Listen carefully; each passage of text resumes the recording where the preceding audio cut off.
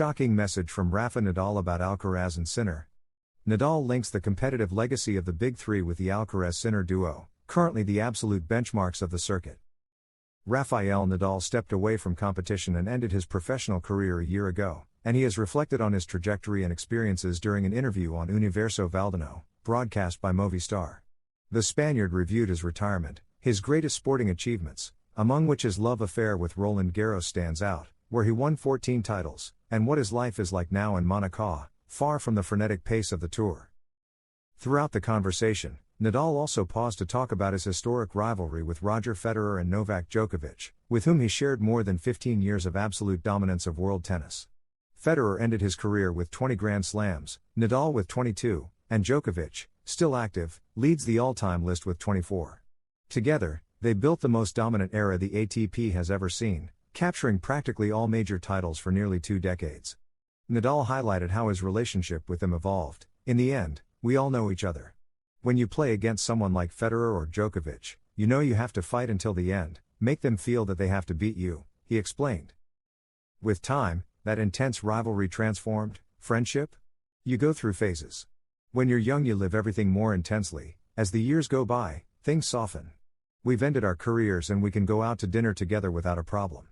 We competed for the most important things, with marked rivalries that always stayed on the court. Our personal relationships have been based on respect, admiration, and a certain degree of friendship. You end up appreciating those who made you suffer on court, and I'm happy to be part of that history, he said. The new rivalry, Alcaraz and Sinner.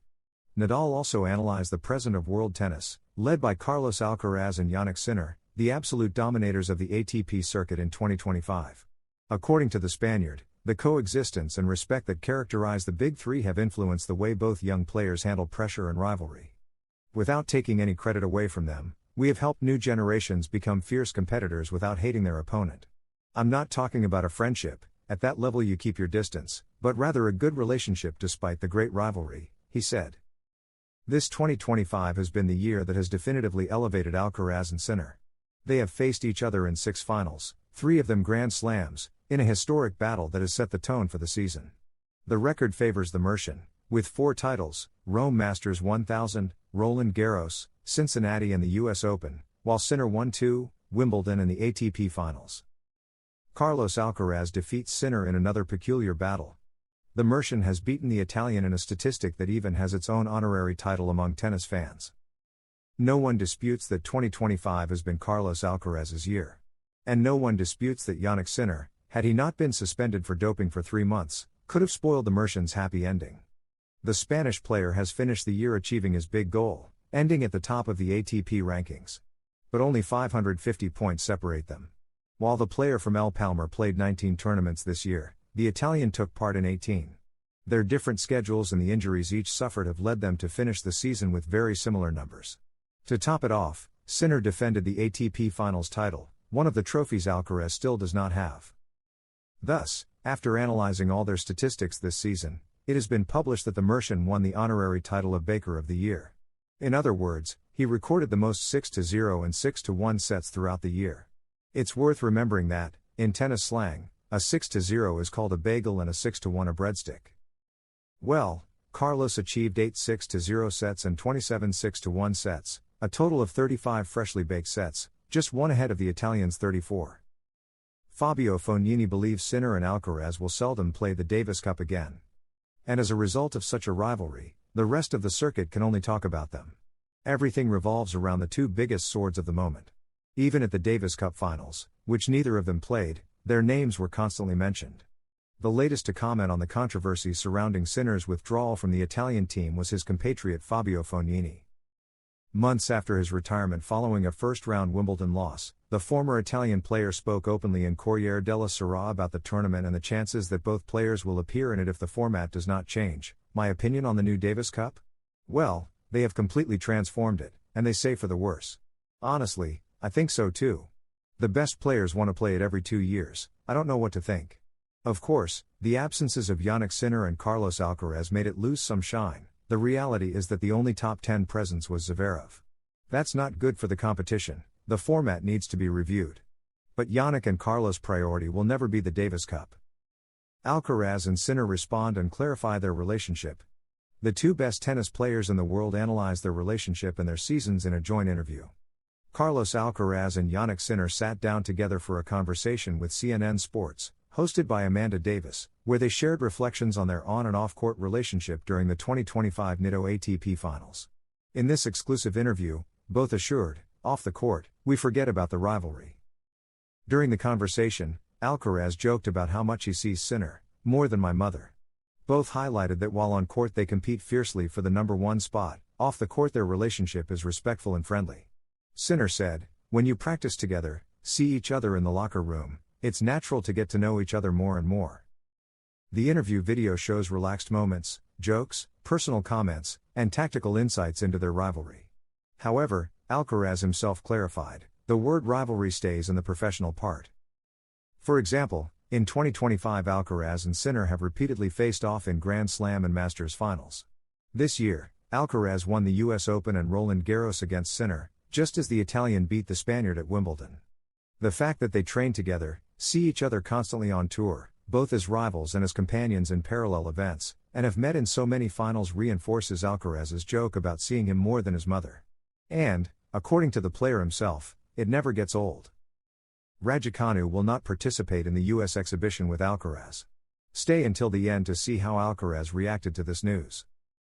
British player Emma Raducanu, winner of the 2021 US Open, will miss the exhibition on December 7 and 8 in the United States, which Carlos Alcaraz will attend along with João Fonseca, Frances Tiafoe, and Amanda Anisimova.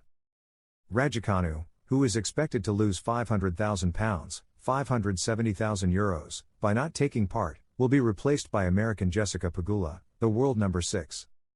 A foot problem has prevented Raducanu from joining Alcaraz, Fonseca and Anisimova in this two-day event in New Jersey, December 7, and Miami, December 8.